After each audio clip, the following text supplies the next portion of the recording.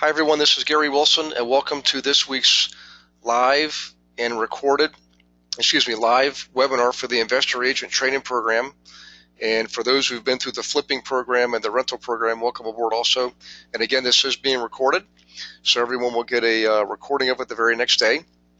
For those of you who are new, welcome aboard, welcome to the program. And the way we do things is we give everyone a few minutes to log in, and then we start the recording. And we go over just some logistics first. First thing is this: I want to do a intro. For those of you who are new, it's a live webinar. You can type questions in your question box all you want. We'll stay on. We'll stay as long as you guys want to. We'll stay on board here. Okay. From time to time, we will unmute people, and we will have live audio. And we try to keep that at you and I.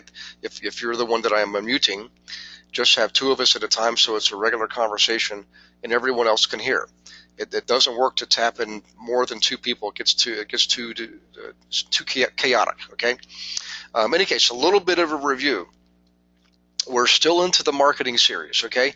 So for those of you who are new, you're going to get access to the member section of the website, which is going to give you access to a lot more information and tools, and also access to all of the previously recorded webinars. They're logged out there on the database and cataloged by subject matter. So what I recommend is that you stay on the webinars each week. If you can't make one, just get the recording and listen to it or watch it the very next day. You can use there's an online tool you can use. It's free, that will convert the webinar into MP3, which gives you just the audio portion, and therefore you can listen to it in your cars, for example. Okay, but in any case, we started off the year going into the modules, Module 1 and Module 2 particularly. We didn't spend a lot on Module 3, I don't recall. And then we get into the marketing at the end of January. And we've been going through all of the different marketing techniques and campaigns since the end of January. So what we're doing right now, guys, is we're in the second week of a 4-week series on how to carry out a classroom scenario with your clients. Okay, the classroom scenario is considered an advanced technique, and with rare exception, you should always do the workshop first if you have a desire to do the classroom scenario. And at the end of this 4-week series, you know why we really advocate that you do the classroom series, and you'll know also why you start off with the workshop first. The workshop is a building block for the classroom scenario. Okay, so we've gone through all the marketing. So if you're brand new, I highly recommend, when you get access to the member section, go back beginning. Actually, it's the Tuesday between Christmas and New Year's. Listen to that or watch it, whichever the case is, and go through as many as you can, as fast as you can, because we're going to go over everything that we have in the program.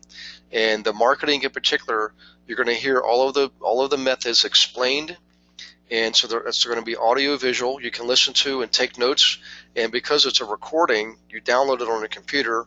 It's there forever. You can keep it forever.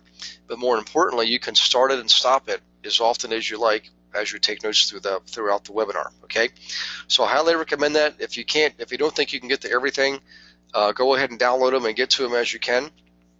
You'll hear everything described in detail. Sometimes we have people on live, but in any case, where we are now is into the classroom scenario. And the classroom scenario is a 4-part series. Last week we went over the first class that you hold in the 4-part series with your students, if you're going to have obviously new investors coming to you.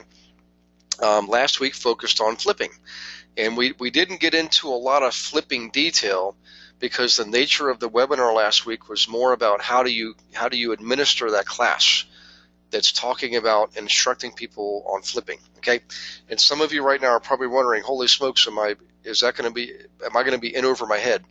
And the answer is, for you right now, that may be the case. But again, you're never going to do a classroom scenario right out of the gate.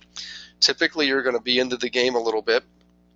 You'll certainly be through Module 4, and also we can't make you do this, but we really want to have you do the beginning or the standard or basic workshop scenario first. It's a great way to learn the ropes and how do you put on a workshop. And once you learn the ropes, then you're better equipped to put on a classroom scenario. We've had several students do it with great success. We've had people who are not even our students who have done it, and we've interviewed them, and they tell you this is a great way to develop clients and generate revenue and for you, as well as wealth and income for them. Okay, so last week I highly recommend, if you haven't, that you listen to that one. That's the first in a 4-part series, and that again is on flipping. Tonight's webinar, we're going to focus on the second class in the 4-part series, and the second class is devoted to helping people understand rentals. How do they find them? How do they analyze them?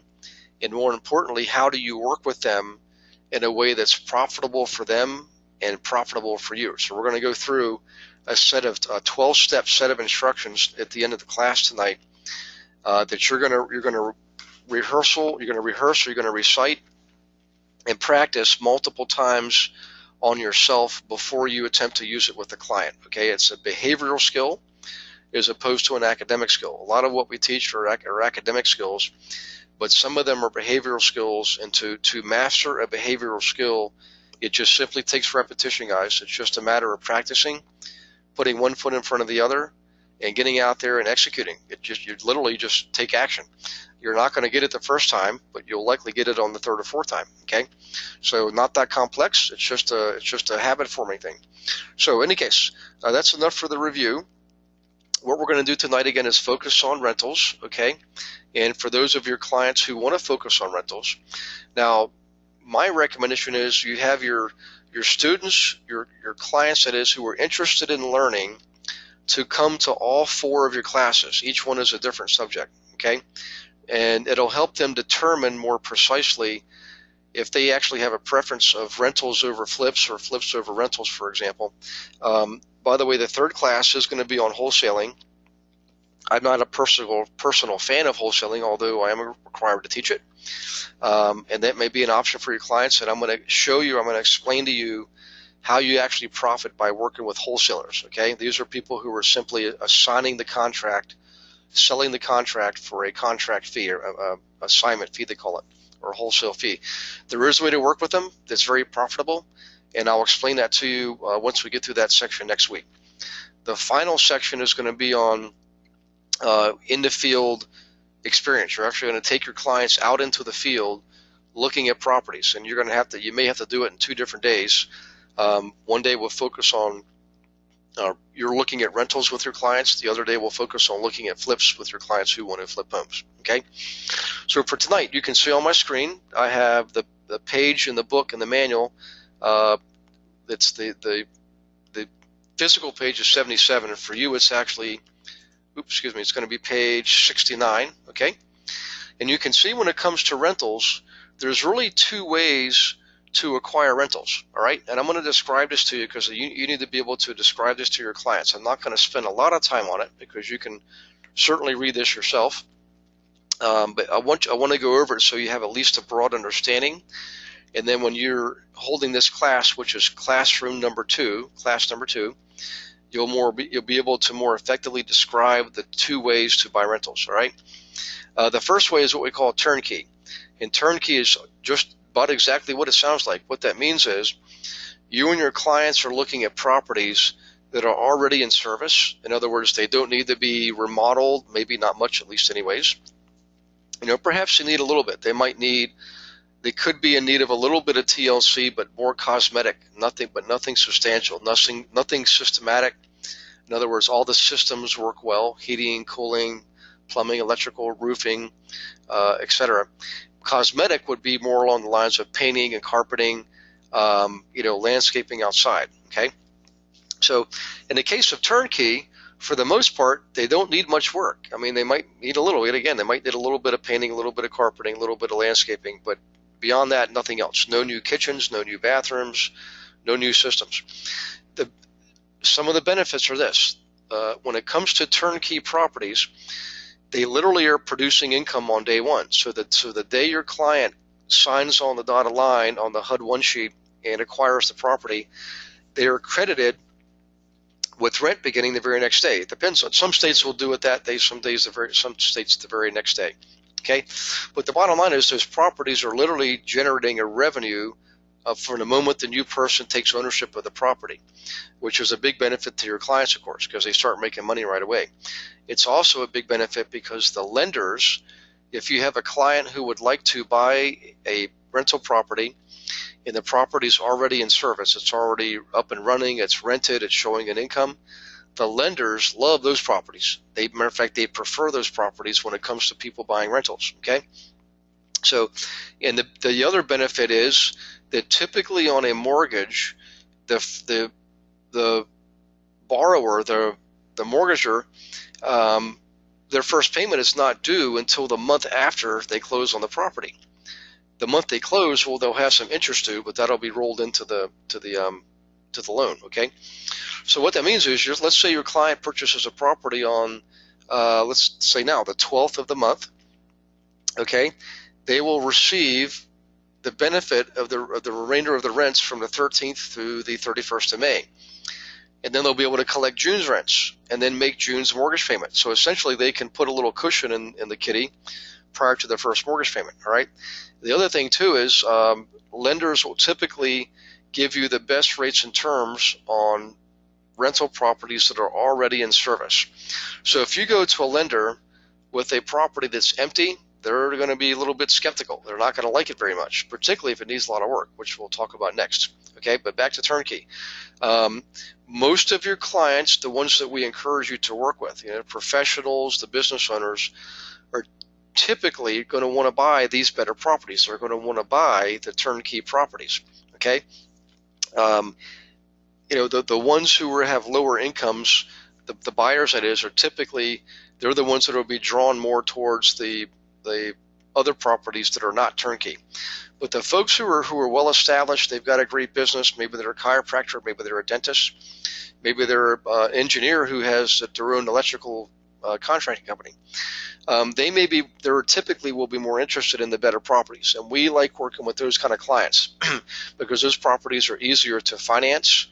Most other investors will ignore them because most other investors are doing things the hard way by looking for the cheap properties. Okay, so in any case, now not everyone can start off buying these types of properties. A lot of investors have to start off buying the less expensive properties, or the properties that need a lot of remodeling. And I get it.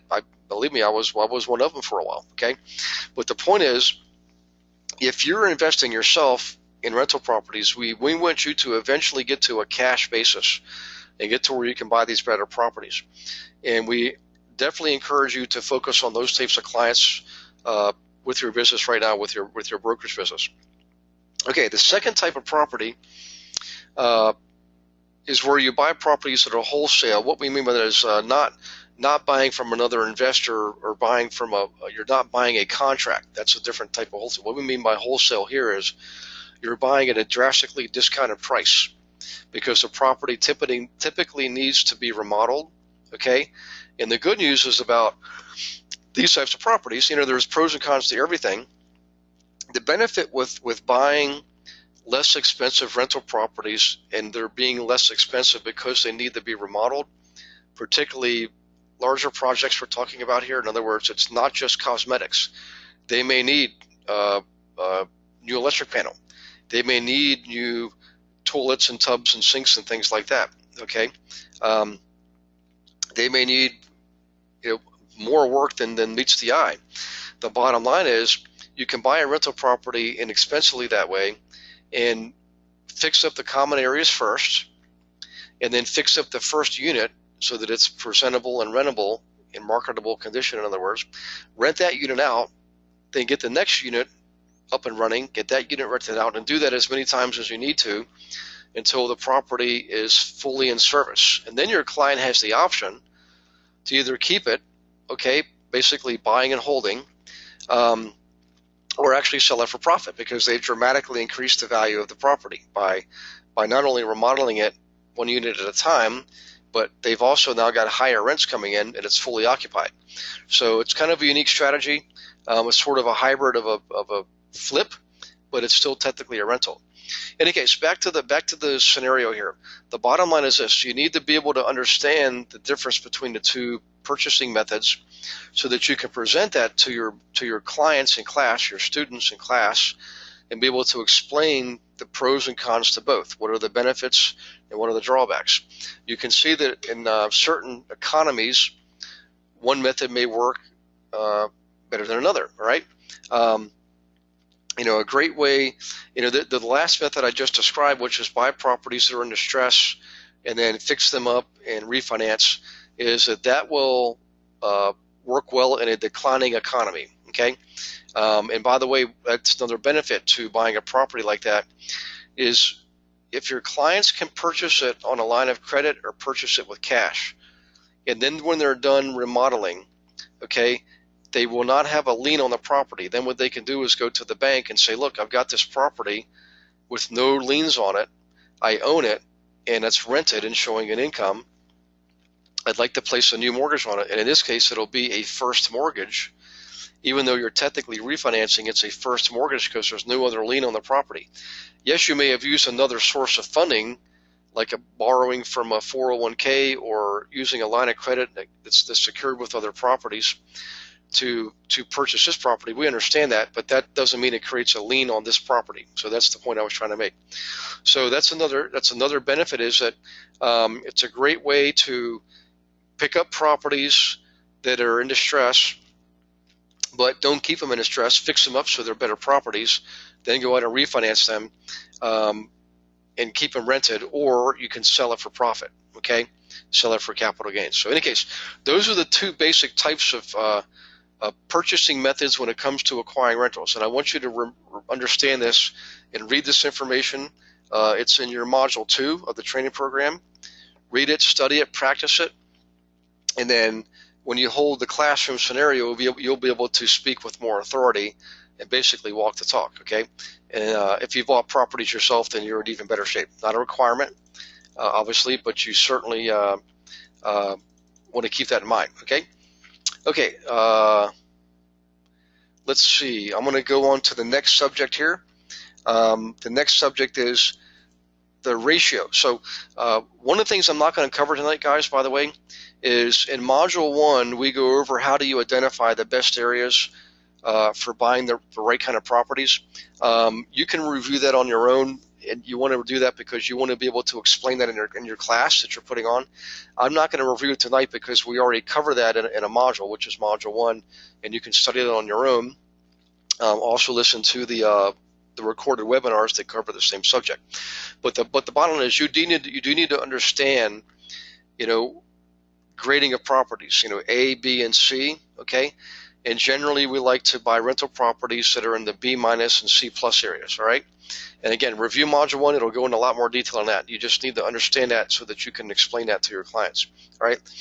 Another thing you can do, and you should do, obviously, oh, by the way, back here, there is a ratio that you want to remember when it comes to acquiring rental properties and those of your clients, obviously.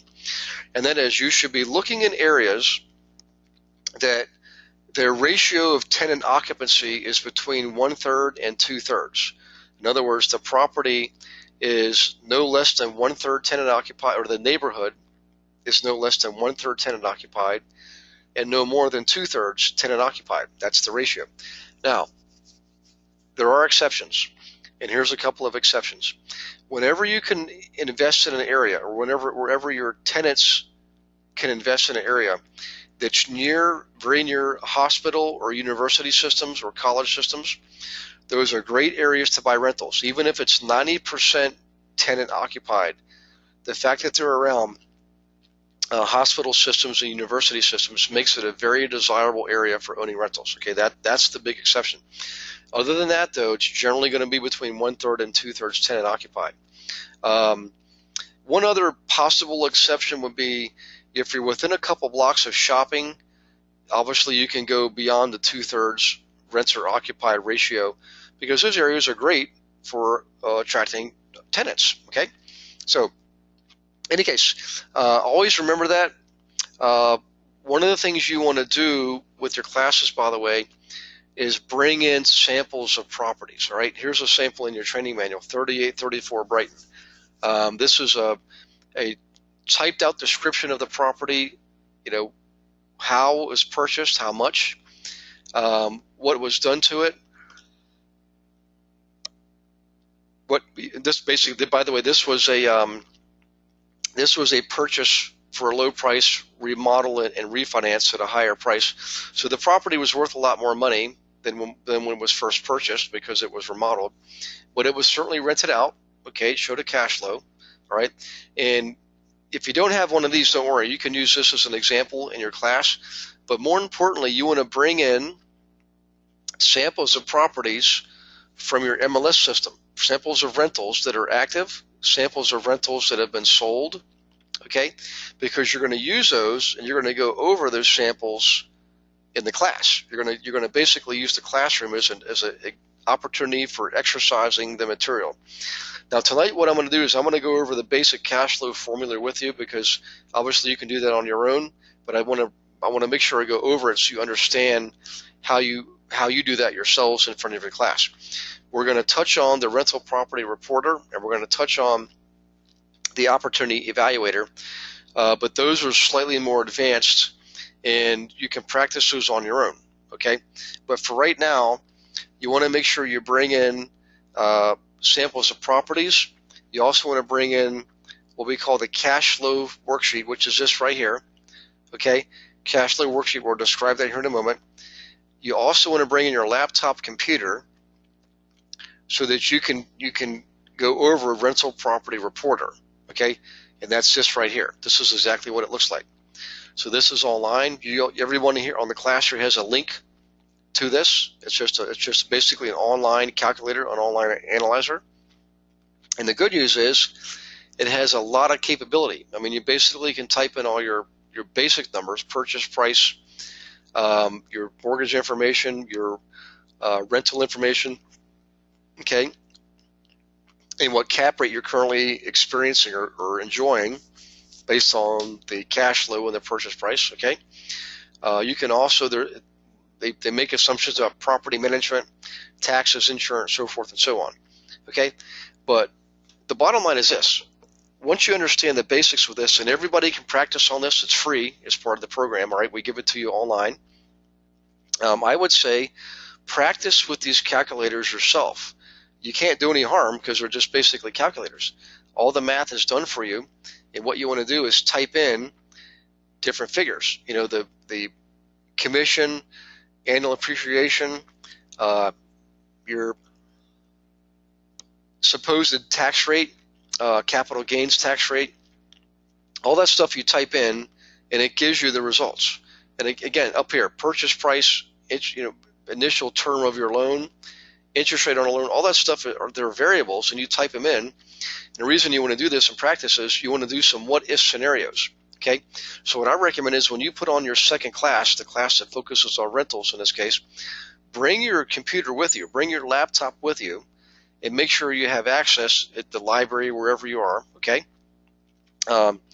Again, you'll see then here, all these drop-downs are going to give you different results and different calculations. You can, like, cash flows and return on investment details, yearly financial projections, table details, year-end balances. All these are drop-down menus that you click on, and you fill in the blanks, and it fills them out. Okay. Now another one, and you guys have all seen this for the most part in the Keller Williams classes, is this is called Opportunity Evaluator. Whoops, sorry, let me reduce my panel here for just 1 second. Bring that back in the full view. Whoops, that's not what I wanted. Okay, that's it right there. So again, I'm not going to go over this in detail because every one of you has this in your material. You've got the original Excel spreadsheet delivered to you in an attachment, okay? And you should practice with it. Practice with it on your computer. And then what you can do is print off your practice sheet. So let's say you had samples of properties, samples of rental properties that were for sale, or samples of rental properties that have already sold. Go ahead and type in all the values on this spreadsheet. Your purchase information, your mortgage information, okay? Mortgage information, your rents, okay? Your rental information, and then all your expenses. And you can see this is easily printed off. You fill this out and you print it out. And you take that with you to class. So you take this with you. By the way, you can also do this on your computer. You can do a live demonstration of this Excel spreadsheet right in your classroom on your laptop computer. I recommend that also. Okay, it's a great way to inspire and inform and educate your students. So bring that in, bring in your computer so you can show them this, the rental property reporter. But the one thing you want to do live on the spot with them and have them follow along with you is to do this cash flow worksheet. Very basic, very simple. Now, before we get into this, let me check for questions here real quick. So hang on one second, because it's now 7:30. So let's see. Let me go back here. That's okay. Aranda says I'm getting malware warning when try to pull up the rental property reporter. Let's see. Hang on one second, Rhonda. Let me do one thing here. Let me go here. Let's see. I'm going to see if I can bring it up. Let's go down here. Okay, podcast. Let's see if I can find it. Melissa data, how to make a machine, Launchpad. I know I've got it on here because I've used it before. Maybe it's down here. So if I can't find it real quick, let's see. Real estate. Here it is. Real estate investment calculator. Okay. So, oh, you know what, Rhonda? I tell you what. You should be seeing this on your screen now. That's right. This company, All Property, bought that. They bought the program. They bought the business.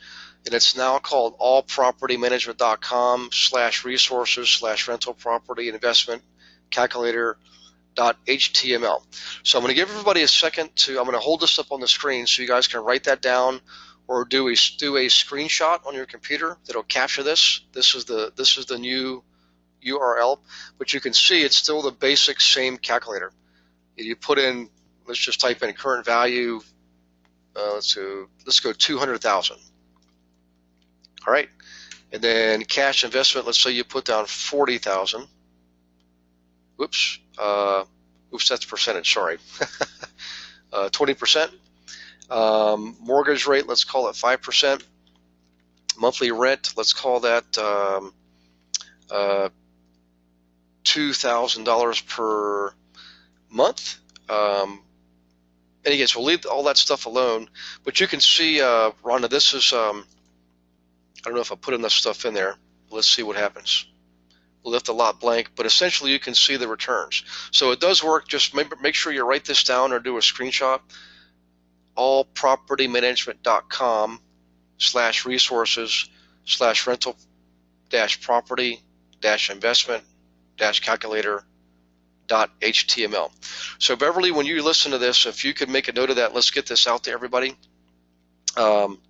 All right, let's get back to the material and back to the questions. So, Rhonda, hopefully that helps you right there. Let's see, Sherry. Hi, Gary. Is there another ROI calculator that we can use? Both Google and Mozilla are telling me this. Okay, so I think I just answered both your questions. Rhonda says, I got it. Okay, great. Yeah, apologize about that. We're going to get the material updated, and we'll get that sent out to you guys. Okay, so back to the classroom scenario. What you want to do in the classroom, guys, is I wouldn't get too much into the rental property reporter or the opportunity evaluator. I would focus initially on this basic, simple cash flow worksheet. Okay, it's all in your material. It's just there's no calculator behind it. It's just a simple Word document. But all you do is you print these off, take them to class, have them fill in the gross rents, because you remember you're going to have sample properties. Have them fill in all the known expenses, taxes, insurance, utilities, et cetera, add up all your expenses. And then obviously your net operating income is your gross rents minus your expenses, and that gives you your NOI, net operating income, all right? And the cash flow is simply your net operating income minus your mortgage payment, in this case, principal and interest, because you've already factored in taxes and insurance, right? The most simple formula you could possibly give them, but it's a great way to break the ice. It's a great way to get them comfortable with determining the value of a rental property. All right, and it's a great way to determine, obviously, in this case, cash flow on any particular example that you bring in. And by the way, once they have net operating income, once they have cash flow, they can then determine some of the ratios. All right, cash on cash return, cap rate, that type of thing. All right, and I'm not going to cover those tonight. We'll cover those in a separate module down the road when we dig into module 2 in more detail with you guys. All right. So in any case, the bottom line is you're bringing in these calculators, you're bringing in spreadsheets. There's the rental property reporter again, excuse me.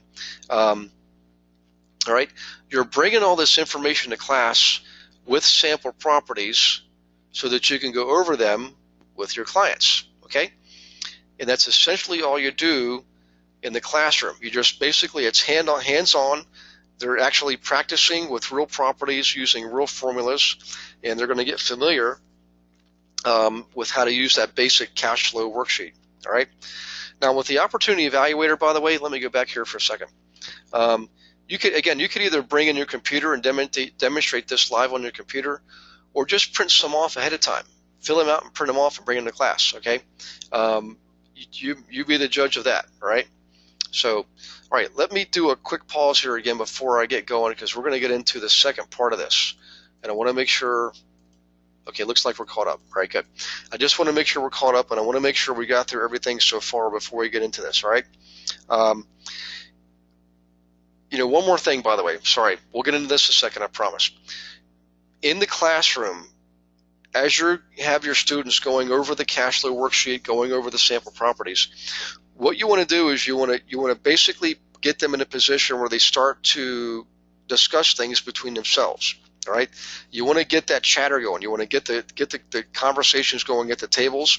All right, and one of the things you can do is as you walk around, if you hear people talking about something they did, ask them to share their story. I would write that down, by the way. Ask the participants in your class, for those who've already done this before, maybe they did it and made a mistake. Maybe it didn't work for them. Or maybe their dad did it and it didn't work for them. Whatever the case is, get them to share their stories, okay? And here's what you do. Often people will bring up either one or two things. An example of a story where it worked, or an example of a story where it didn't work, where they heard that it didn't work. And what you want to do is get them to bring up as many details as possible, not dominate the class, but just give you enough information to where you can then ask for the other students to provide input. This is one of the most valuable things you can do, because it encourages your students to get involved and rely on their intuition and help provide solutions for the fellow students. Because if they're always dependent on you, they're never going to grow. You've got to get them to be follow their intuition, learn to ask what-if questions and how can I questions, and offer support for each other. And now you've got your community being formed. You've got your group being formed. Okay. Okay, so remember that. All right, now I'm going to let you look at this for a second. It's in your material. It's in Module 2. And we're going to go over this because you're going to go over this with your students, all right?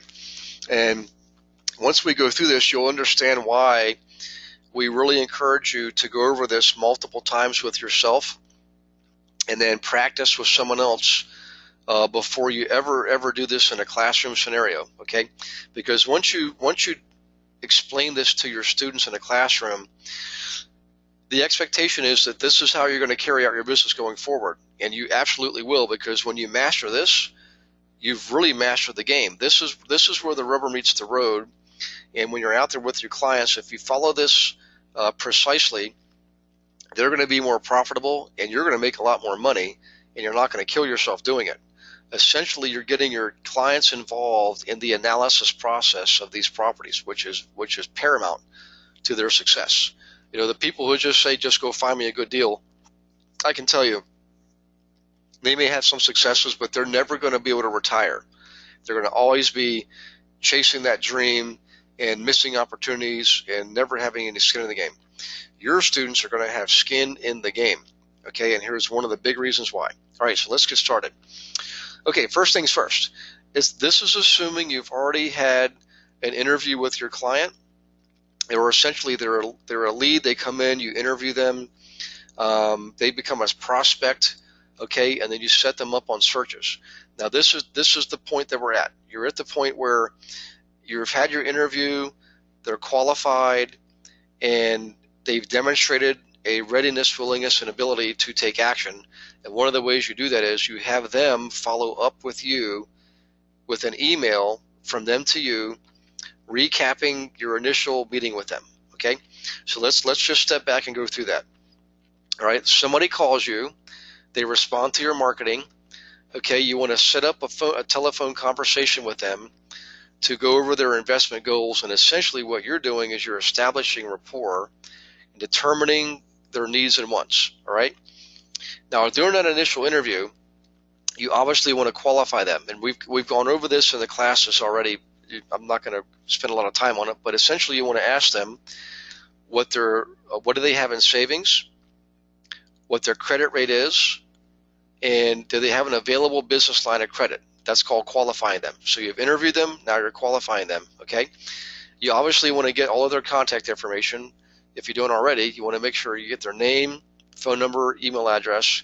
I like to get a physical address too, to be honest with you. You don't have to, but it'd be nice. All right. Now, the next thing you do, it's not in here, but you should remember this. Before you set them up on their first search, what you want to do is first of all, make sure you have them send an email to you, okay, with a recap of your conversation. And then when they do that, then and only then do you send them the first set of listings based on their criteria. And you don't screen the listings. You just give them the listings because they're going to screen them, all right? Now, by the way, if you're curious, this is a very good point in time to get a buyer's agency agreement signed, all right? They're motivated. They've already demonstrated that they're going to work with you on your terms. They're going to send you an email recapping your conversation. And that's where you say, okay, here's a completed buyer's agency form. Please sign this and return to me, and then I'll work exclusively for you. And we will have a happy relationship. They'll make money and you make money. And then you set them up on their searches. Okay, so now we're at that point. So let's say their initial search results show 100 properties. 100 properties that look like they make good rentals, or 100, in this case it's all rentals, that is. Could be single family homes, could be duplexes, could be 3 units, could be 4 units, could be any and all of the above, could be a mixture of all those, okay? What I want you to do is I'm going to teach you for a moment. I'm just take a deep breath here. I'm going to teach you for a moment how you actually exercise this 12-step process, because I want you to do this for yourself first, and then you'll know how to do this for your clients. Okay, so the very first thing you do, guys, if you were my student, if you were my client, that is, I'm going to set you up for a search. I'm going to have you go through all of the listings one at a time, and it's going to be done in multiple passes.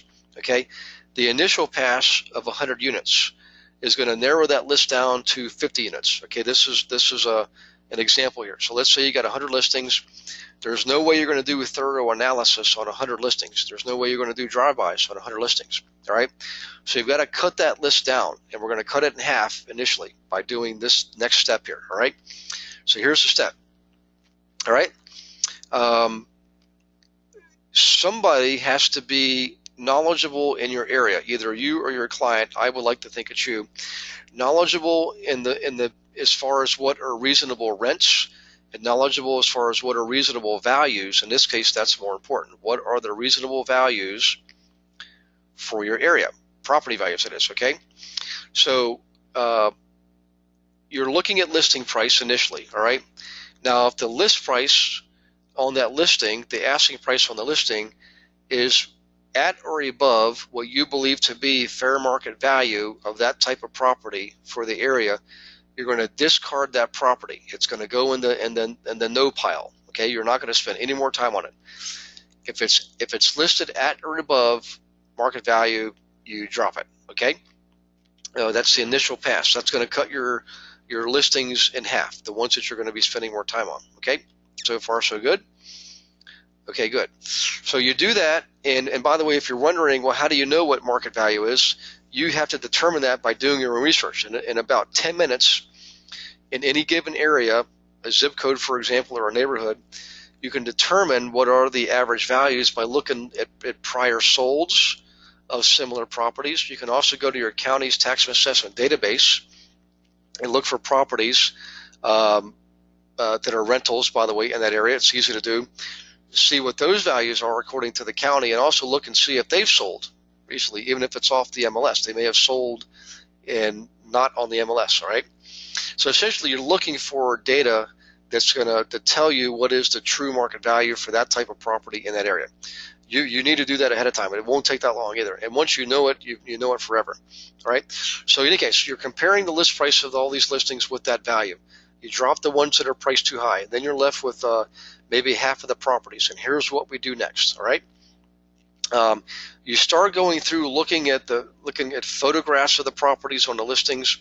You're looking at the size of the lot, the size of the rooms, and other characteristics. What you're doing is you're now using your powers of observation to eliminate the ones that look like they're in really bad shape, okay? The ones that also have small bedroom sizes, or let's say there's a 3-bedroom rental and there's no dining room, all right? That could be a problem because a 3-bedroom rental is generally going to be rented to a family, somebody with children, and you better believe they're going to want at least a dining room, if not a den, in their rental, okay? So in any case, you're going through looking at the properties now based on the physical characteristics of the properties, and you're going to cut your list in half again. Now you're going to be down to 25 properties, all right? And this is all an example that we're going through. So in this example, we go from 100 to 50, and then 50 to 25, all right? And the second wave, going from 50 to 25, is based on the physical characteristics of the properties, okay? If you feel like you're a little bit fuzzy right now, guys, don't worry about it. Remember, you get the recording the very next day. Just replay it, or ship off the audio or replay the audio as you're driving. I promise you, repetition is the mother of learning, and repetition is the mother of success. Okay? Okay, that's round 2. Round 3 is now you're going to look at specific financial information on those properties. And more specifically, you're going to be looking at the income, the rents, okay, and of course expenses, but initially rents. So you want to look at the rents that are being advertised for that property. What are they renting those units for? Now these figures actually has a note right there. Note different areas will have vastly different pricing models and vastly different rental models to follow. Okay, all right. So you need to understand not only what are the values of properties in your area, you also need to understand what are the reasonable rents that people are commanding for these similar type properties in this area. And you can do that very easily by going online and Googling rentals in the area. You can go to Craigslist, see what people are advertising for rentals. There's a number of sources. You can also find rentals on your MLS system. Okay, the bottom line is you got to know pretty certainly within a range what the 2-bedroom apartments rent for in a particular neighborhood. All right. So what you're doing now is you're looking at those rents for these listed properties, for the remaining 25 properties, and you're going to see, are those rents high? Are they low? Are they right on target? Okay. You're also going to look and see if there's a lot of vacancies. If you're helping a person buy a turnkey property, you definitely don't want to see a lot of vacancies. Okay, because they want turnkey. They want properties that are up and rented and in service and showing an income. Okay, but the bottom line is you've got to understand the going rate for rents in your area, and it's very easy to determine. There's 300 million people in the United States and 30 million in Canada.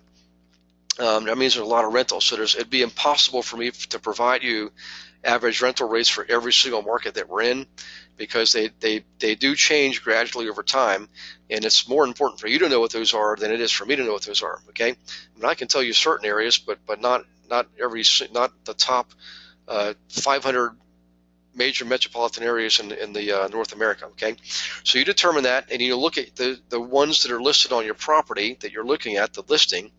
Determine that they make sense, and if they don't make sense, you might want to discard that. Or if they don't make sense and you think the property might make a good match, then call the other realtor and get more information. Find out why are those rents so out of line with the other rents in the area. Okay. In any case, you also want to look at expenses at this level and find out what are the expenses that they're advertising.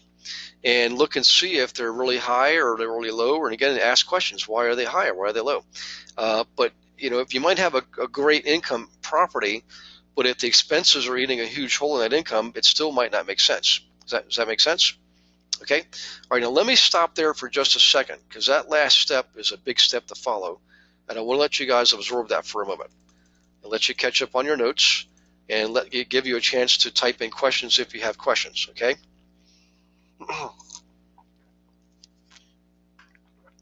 Okay. Now, by the way, I give examples of what rents may be and what per unit costs may be. 35,000 per unit. For a 3-bedroom. That's true in like Dayton, Ohio, and other areas that are on the lower end of the pricing spectrum. Okay, but you have to know what they are for San Francisco, for LA, for Toronto, for Orlando, for Sarasota, for Tampa, whatever the case is, Washington, D.C., Baltimore, all those areas we've taught in, and they all have different rental models, okay?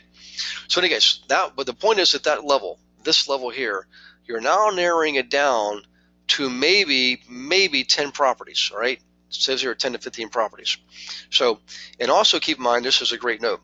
You have to understand that a turnkey property is going to look and be different than a property that needs to be rehabbed, all right? Pricing is going to be different. Rents could be different. So if you're looking for turnkey properties, you're obviously going to be, everything's going to look a certain way. The rents will be a certain value. On the rehab properties, a lot of times the rents will be projected, and they're not always accurate. You need to understand, again, what the rents are for your area.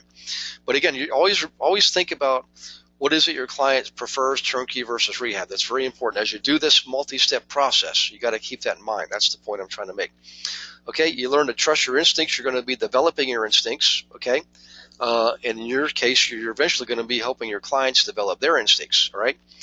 The bottom line is this. You're going to be narrowing things down through a multi-step process. At the end of the day, you may have 10 to 15 properties, or you should have 10 to 15 properties to drive by, all right? And you're going to do that, not you, but in this exercise, you're doing it, but in practice, when you're out there doing this classroom scenario, you're going to have your clients do the drive-bys, not you, all right? They're going to do the drive-bys, and they're going to narrow the list down further, because things may look good on paper. In other words, financially it may look good, but they go to look at the properties, and half of them they decide don't cut the mustard. And in fact, I would always tell you, always encourage your clients to get that final list down to 5 to 7 properties, 5 to 7 rentals that you're going to be looking at, okay? There's no way you can look at 10 or 14 rentals in a day. You can try it, and it's physically possible, but what happens is the human brain is incapable of retaining and compiling information on more than about 6 properties on average. Some people can do 7, some people it's 5. On average, it's 6 properties. So in any case, you've narrowed your list down, or in this case, your clients have narrowed the list down. You have them send you the final list of the ones they want to see. Again, 5 to 7 properties. You want to get the MLS numbers. I also tell them I want to check their homework, and you want to do that. Say, send me everything you've got. I'm going to review it. This is you talking to them. You're going to review their information, and you may eliminate 1 or 2 more based on what you've seen. And you want to be able to explain to them why you think they should hold off looking at those properties. But if you can get it to 5 properties, that's great. 6 is pretty good. 7 will be a stretch, all right? Then you have to make appointments to go look at all these properties. And when you're dealing with rentals, particularly those that are turnkey, this is one of the downsides of helping your clients buy turnkey properties. The downside is they're occupied, and scheduling showings can be a little bit of a challenge sometimes. But I trust you. I promise you, it is well worth it, all right? So in any case, you make your appointments, you go see the properties, you eliminate even further. Now you're looking at the properties on the inside, and you can talk to the tenants. You can ask the tenants questions. Okay, don't be afraid to ask them, hey, how long have you lived here? What's it like? How do you like it? What are your plans for the future? Do you think your rent's high? Do you think your rent's low? Would you recommend friends renting in this building, from this current landlord? If you have tenants, wealth them information, all right, and don't be afraid to talk to them and ask questions. Also, you can use this as an opportunity to validate some of the rents. You can say, hey, I understand, or you can ask them, what is it you're paying for this rental right now? And if they say, oh, I'm only paying $500 a month, and the listing had advertised $1,000 a month, you know you've got a potential issue. So I want to pause for a second, let you absorb what I just said there. What I'm saying is you can leverage the presence of tenants to further validate the properties. All right. Essentially, what you're doing is this: you should have your cash flow worksheet worked out. In the case of a property that needs to be rehabbed, you should have your MAO worksheet worked out too. And now you're able to go back and check your numbers and validate everything and confirm that you're accurate in your numbers, or modify them if necessary. That's what you're doing at this step. Okay. All right.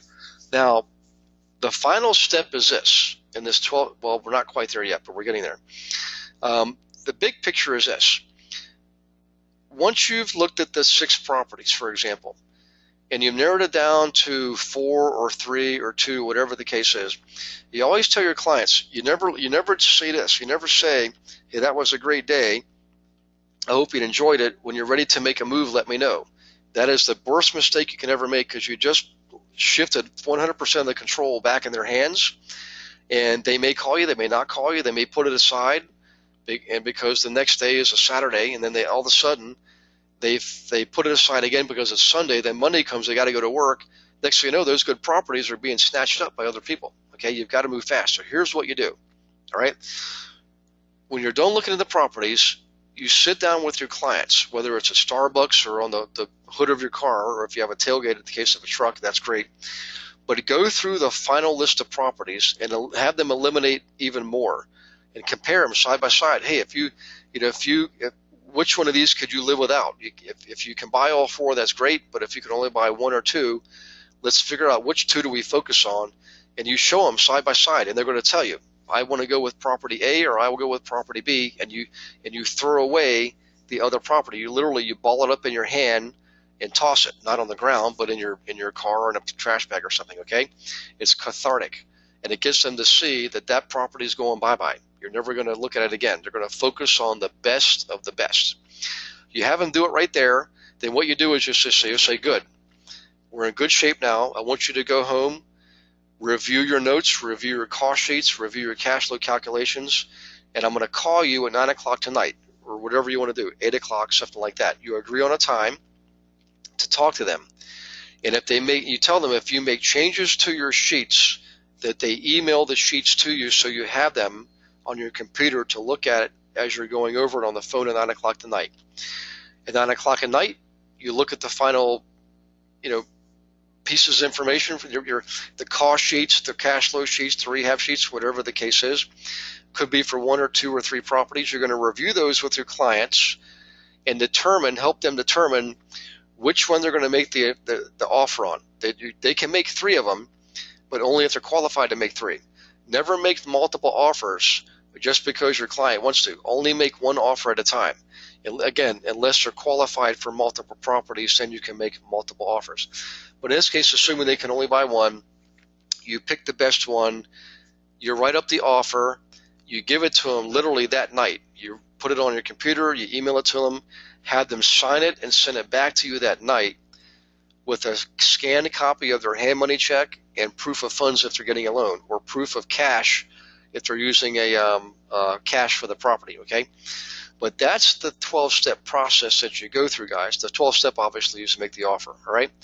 When you do it in that order, when you do it in that fashion, you do it all literally at least the final 6 steps. That's how you get offers in on time, and that's how you get offers accepted, okay? If you vary from this, if you let things drag out and you skip a day or you let a day go by, number one, the good properties will be gone. And number 2 is your client's going to lose their inspiration, okay? So you never, ever, ever leave the scene without having a plan going forward, like a 9 o'clock phone call or whatever the case is. And you get that offer in that night. That's how you get your offers accepted. Okay, let me take a quick pause and let you guys type in questions, and I'll check for questions. Let's go back here and see, because I think a couple of them came in.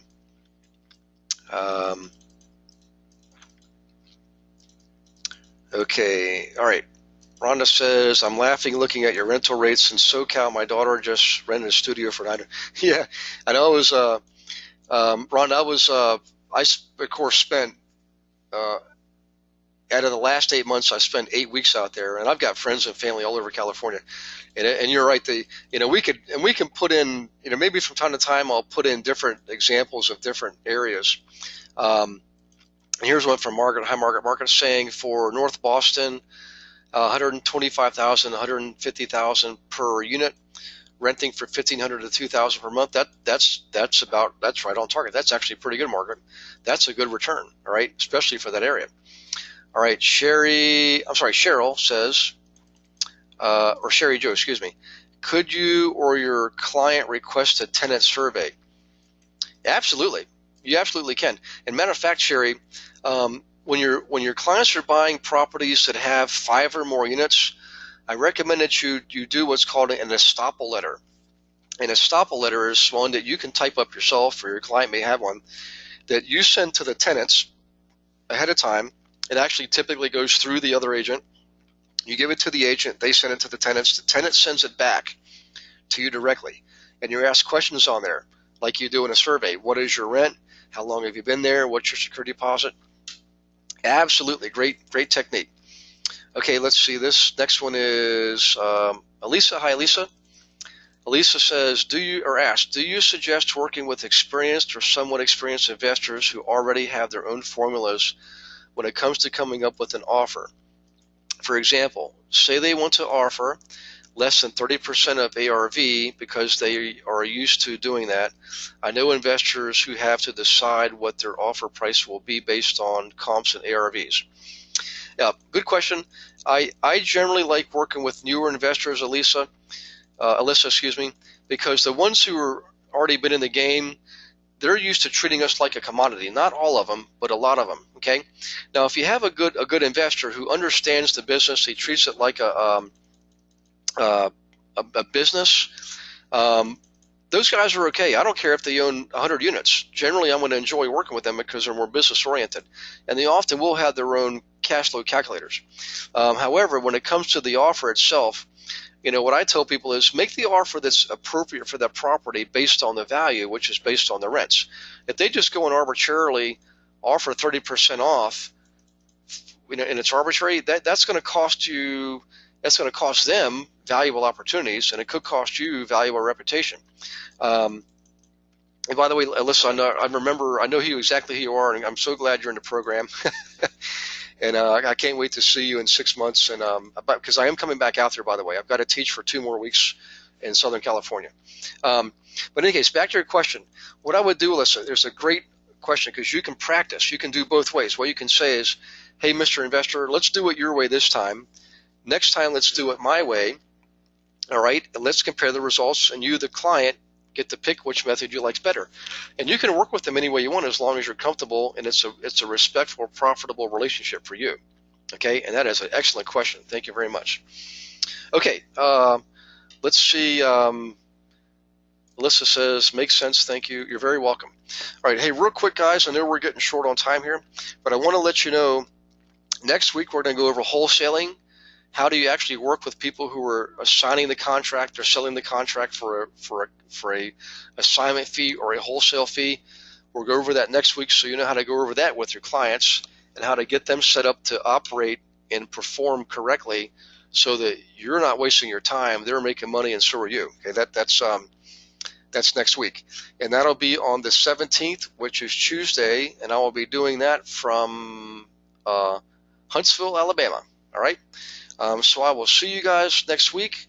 I appreciate you participating tonight and raising your questions. And I hope you took a lot of good notes. Make sure you review this again. And between now and next week, I hope you guys have a wonderful weekend. God bless you all, and I will see you next week. Okay? Bye-bye.